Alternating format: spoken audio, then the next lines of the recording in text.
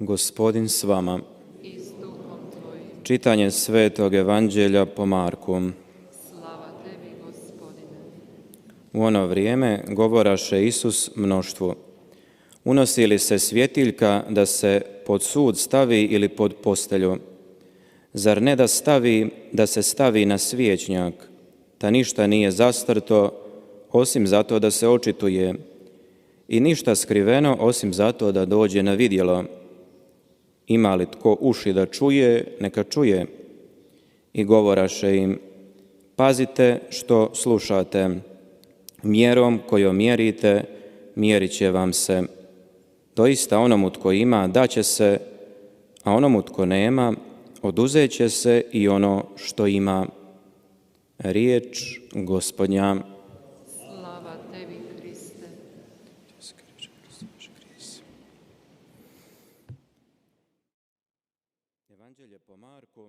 복음에서 예수님께서는 군중들에게 말씀하십니다. 이 오리지널 텍스트에서 우리가 발견할 수 있는 것은 예수님께서 우리가 방금 들은 그 말씀을 하시는데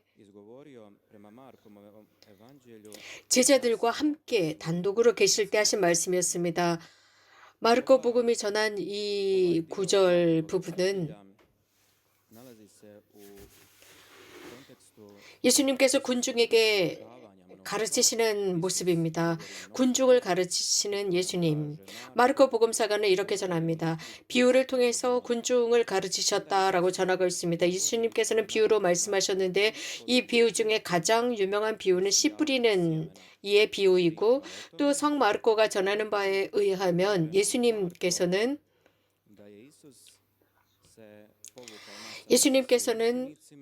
제자들과 함께 혼자서 그들과 함께 머무시기 위해서 떠나십니다. 제자들은 예수님과 함께 남아있을 때 예수님께 물었습니다. 왜 군중에게 비유를 들어서 말씀하십니까? 라고 여쭈었을 때 예수님께서 제자들에게 답하신 것은 너희들을 제외하고 모든 사람들에게는 비유로 가르친다라고 하시면서 그들은 보면서도 볼 줄 모르고 귀가 있으면서도 들을 줄 모르기 때문이다라고 했습니다. 이것은 많은 사람들을 대상으로 하시는 말씀이었고, 이것은 성당에 다니는 사람들, 교회에 다니는 우리들도 해당됩니다. 하느님의 말씀을 자주 듣습니다. 자주 들으면서도 그것을 제대로 듣지 못하고, 이러한 하느님의 신비를 보면서도 제대로 보지 못합니다. 그래서 우리 육안이 아무것도 보지 못하는 것처럼 꼭 눈먼 사람처럼 행동합니다. 예수님께서는 듣지도 못하고 보지도 못한다, 회개하지도 못하기 때문에 내가 그들을 치유할 수 없다 라고 하셨는데, 하느님의 뜻은 우리가 무지에 남아있는 것을 원치 않으신다는 것입니다. 그런데 자주 우리는 하느님의 말씀을 듣습니다. 그런데 그것을 자주 이해하지 못합니다. 정말 하느님의 말씀을 제대로 이해할 수 있는 것은 어떻게 하는 것일까요? 하느님의 말씀이 나에게 어떤 말씀을 하시는 것일까? 하느님의 말씀이 과연 어떻게 하면 그 하느님의 말씀의 의미가 내 안에 깊이 자리할 수 있을까입니다. 제자들은 예수님과 함께 단독으로 남아있을 때 이런 질문을 했습니다. 제자들은 예수님으로부터 설명을 들어야 했습니다. 그러니까 예수님께서 말씀하십니다. 너희들은 내가 한 말을 이해하지 못한다 라고 하시면서 설명하십니다. 그들과 단독으로 계실 때 그 신비를 계시하신 것입니다. 그리고 그들에게 당신께서 하셨던 말씀, 즉 하느님의 나라에 관한 그 말씀을 설명해 주십니다. 하느님의 나라. 그래서 이렇게 설명해 주시기 때문에 그분의 말씀은 극명해집니다. 하느님의 현존이 너무나 두드러지게 됩니다. 예수님께서는 씨 뿌리는 이에 대한 비유를 설명해 주셨는데, 말씀드린 대로 제자들과 함께 단독으로 있을 때만 이 설명을 해 주셨습니다. 어제 우리는 이 말씀을 들었습니다. 예수님께서는 어제 씨 뿌리는 이의 비유를 군중에게 가르치셨고, 제자들과 단독으로 계실 때 거기에 대한 설명을 하십니다.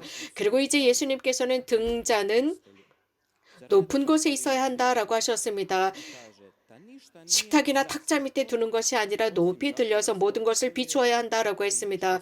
그 어떤 것도 빛 속에서는 숨겨질 수 없고 가려질 수 없다는 것입니다. 귀가 있는 사람은 들으라고 하셨습니다. 그 뜻은 그들은 그러한 빛을 받았습니다. 그들이 혼자 있을 때, 즉 예수님과 단독으로 있을 때 그 빛을 받았습니다. 그 빛은 자기 자신들만을 위한 것이 아니었습니다. 예수님께서 제자들에게 분명하게 말씀하십니다. 너희들이 받은 그 빛은 높은 곳에 있어야 한다. 그래서 모든 것을 비추어야 한다입니다. 등불입니다. 등불은 들고 있어야 하는 것입니다. 이러한 신비, 이러한 계시와 설명, 내가 너희들에게 한 이러한 계시와 신비와 설명은 이 세상에 전하라 라는 사명을 주셨습니다. 아직도 이것을 이해하지 못하고 듣지 못한 사람들에게 이제 너희가 내 대신에 빛이 되어서 사람들에게 전하라 라는 의미였습니다.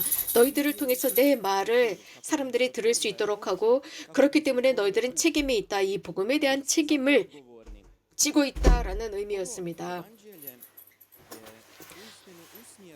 특별히 예수님과 가까이 있는 사람들에게 해당되는 말씀이었습니다. 이런 의미에서 볼 때 무엇보다도 우리 사제들과 주교들이 거기에 해당됩니다. 또한 예수님의 제자 모두가 해당됩니다. 참 제자라고 한다면 주님으로부터 분명한 것을 받습니다. 무엇을 받습니까? 참 빛을 받습니다. 그 빛은 무엇일까요? 그 빛이야말로 주님께서 혼자 있을 때, 그분과 단독으로 있을 때 주신 바로 그 빛이었습니다. 그 제자들이 예수님과 단독으로 있을 때였습니다. 군중과 함께가 아니었습니다. 하느님의 말씀의 빛이었습니다. 그들은 이러한 하느님의 말씀의 빛을 받았습니다. 즉 하느님을 받았습니다. 그들은 침묵 속에서 그들이 혼자 있을 때였습니다. 즉 그들은 혼자서 주님과 함께 머물 때 이러한 말씀의 빛을 받았습니다. 스승께서 자신들을 가르칠 수 있도록 단독으로 주님과 계셨습니다. 즉 나도 그것을 받고 타인들에게 나누어 주기 위한 것입니다. 요한복음에 의하면 그 초반에 말씀이 계셨다라고 했습니다. 그 말씀은 하느님 안에 있는 그 말씀은 강생하셨다라고 했습니다. 그러면서 요한은 말씀, 즉 강생하셨다, 그 말씀, 참빛 이런 표현들을 씁니다. 말씀, 참빛이 세상에 오셨다. 하지만 세상은 어두움을 선호했습니다. 하지만 빛을 받은 사람들, 즉 말씀을 받은 사람들은 그 하나님께서 그들에게 힘을 주셨습니다. 권능을 주셔서 하나님의 아들과 딸이 되도록 하셨습니다.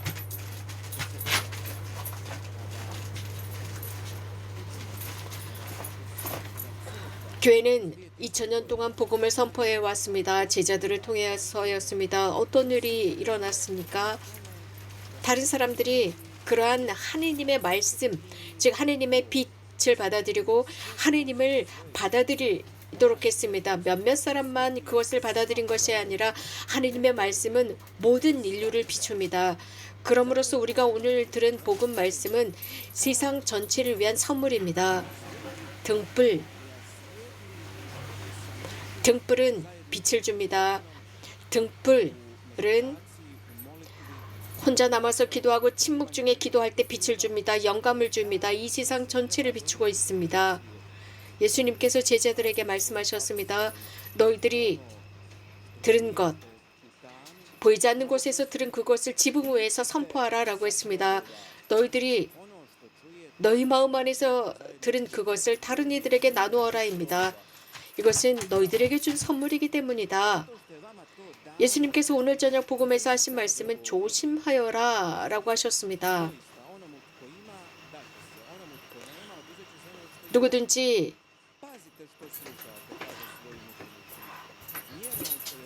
받은 사람은 받을 것이고 있는 것까지도 빼앗길 것이고 너희가 재는 대로 그대로 계산될 것이다 라고 했습니다. 주님과 함께 할 수 있는 그 시간을 우리는 충분히 활용해야 합니다. 그래서 그분으로부터 받아야 합니다. 내가 받은 그것을 나누는 것입니다. 세상에 주는 것입니다. 내 것을 주는 것이 아니라 내가 받은 그것을 세상과 나누는 것입니다. 내가 그분과 함께하지 않는다면 나는 그것을 사람들에게 줄 수가 없습니다. 가장 심각한 배반, 가장 고통스러운 배반은 바로 당신의 사람들이 그분을 배반하는 것입니다.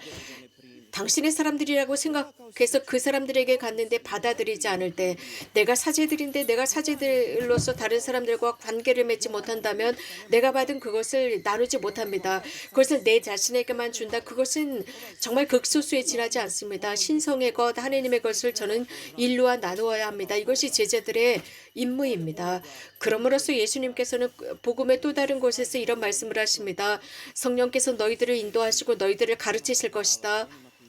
그래서 모든 진리를 가르쳐 주실 것이다. 내가 너희들에게 가르쳐 준 모든 것을 그분께서 너희들에게 설명해 주실 것이다. 우리는 우리들의 것을 주는 것이 아니라 하나님께서 우리들에게 주신 그것을 나누는 것입니다. 이것이 바로 활동입니다. 이것이 세상의 빛의 역할입니다. 바로 이분이 말씀 자체입니다. 하나님께서 우리들에게 주시는 그 방법, 말씀, 즉 말씀이 육화되었습니다. 강생되었습니다. 이 말씀의 가장 좋은 방법은 성체성사를 통해서 우리들에게 오는 것입니다. 성체성사와 강론과 빵과 포도주를 통한 형상입니다. 제자들은 주님의 것을 나누는 것입니다. 주님의 것, 바로 그것을 나누어야만 합니다. 그래서 예수님께서는 조심하여라 라고 했습니다. 너희들이 잰 대로 그대로 재어질 것이다 라고 했습니다. 그 뜻은 바로 너희들이 받은 그것, 하느님으로부터 받은 그것을 관대하게 나누라는 것입니다. 나누어라입니다. 너희들의 척도가 지나치게 인색하지 않기를 바란다입니다. 가진 모든 것을 주어라입니다. 우리 모두는 그리스도의 제자가 되도록 초대받았습니다. 활동 속에서, 말씀 속에서, 즉 언행 속에서 날마다의 모든 나의 제스처를 통해서 하나님의 빛을 전하는 것입니다. 나의 척도가 내 셈하는 법이 관대하다면, 즉 하나님께서 나와 관대하셨기 때문입니다. 하나님의 관대함을 받았다면 나도 관대하게 다른 사람들에게 나누도록 초대받았습니다. 내가 이러한 모습을 지닌다면, 타인 앞에서 이런 모습을 지닌다면 나도 하나님 앞에서 혹은 타인들 속에서 이런 식의 대우를 받을 것입니다. 오히려 하나님께서는 내가 한 그 행위보다 훨씬 더 큰 것으로 보상해 주십니다. 모든 사람들에게 이렇게 행동해야 합니다. 제가 하나님의 말씀을 나눌 때 저는 경험한 것이 있습니다. 즉 내가 하나님의 것을 나누었을 때 제 자신이 풍요해집니다. 훨씬 더 풍요해집니다. 하나님의 말씀을 나눌 때입니다. 하나님의 말씀을 이렇게 나눌 때 그 말씀이 실현됩니다. 그것은 이런 설교나 강론을 통해서 혹은 선행을 통해서 날마다 저에게 주어지는 기회마다 저는 이렇게 합니다. 누구든지 받은 사람은 더 받을 것이고 받지 못한 사람은 곧 있는 것마저 빼앗길 것이다. 이 말씀은 굉장히 엄격합니다. 그 뜻은 바로 내가 받은 그것을 나눌 때 더 많은 것을 받을 것이라는 뜻입니다. 더 많이 얻을 것이다입니다. 그러나 없는 사람은 있는 것조차 빼앗길 것이다. 그 뜻은 하나님께서 그에게 아무것도 주지 않으시려고 하는 것이 아닙니다. 내가 청하지 않았기 때문에 나는 받지 못했습니다. 하나님에게 거의 청하지 않기 때문입니다. 그렇기 때문에 있는 것마저 빼앗기는 것입니다. 내가 있다고 소유하고 있다고 믿는 그것까지도 빼앗기는 것입니다. 이 복음 말씀은 매우 강렬합니다. 이 말씀은 결국 우리들을 원천으로 이끌어가고자 합니다. 원천, 우리가 마시는 그 물의 원천 예수 그리스도이십니다. 가장 놀라운 멋진 방법은 성체성사를 통해서입니다. 제2차 바티칸 공의회에서는 성체에 관해서 이렇게 말했습니다. 그리스도인 삶의 절정이다 라고 표현했습니다. 우리는 성체를 통해서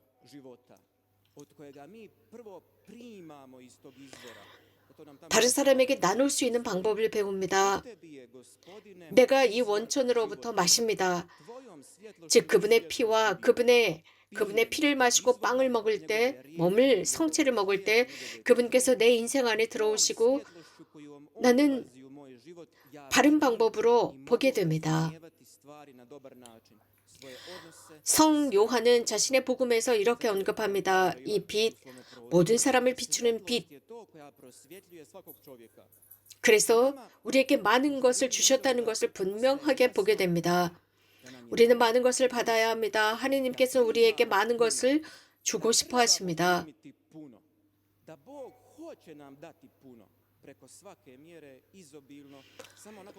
하느님께서 우리들에게 주실 때 조금만 주시는 것이 아니라 풍성하게 주십니다. 우리들의 잣대를 넘어서는 풍요함을 주십니다.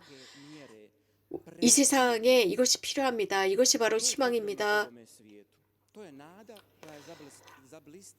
우리들의 얼굴에 이러한 희망이 드러나야 합니다. 이러한 희망과 빛이 우리들의 얼굴에서 반사되지 않는다면 우리는 증인들이 될 수 없습니다. 이 세상은 빛을 필요로 하고 있습니다. 주님이 신 예수 그리스도를 필요로 하고 있습니다. 성 토마스 아퀴나스가 경험한 바로 그 주님을 필요로 하고 있습니다. 그분은 많은 것을 자신의 활동과 저서 활동과 설교 활동을 통해서 많은 것을 세상에 주셨습니다. 그분은 많은 것을 받으셨습니다.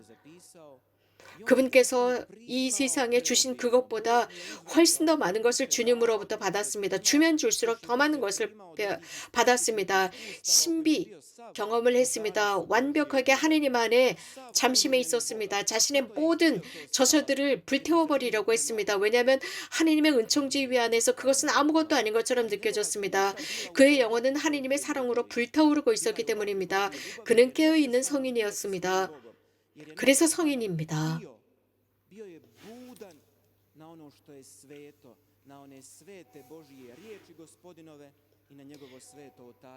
우리는 이를 통해서 살고 있습니다.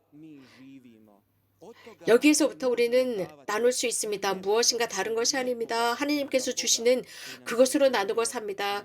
주님의 이 거룩한 신비, 성체, 이제 미사가 끝나면 성체 조배가 이어질 것입니다.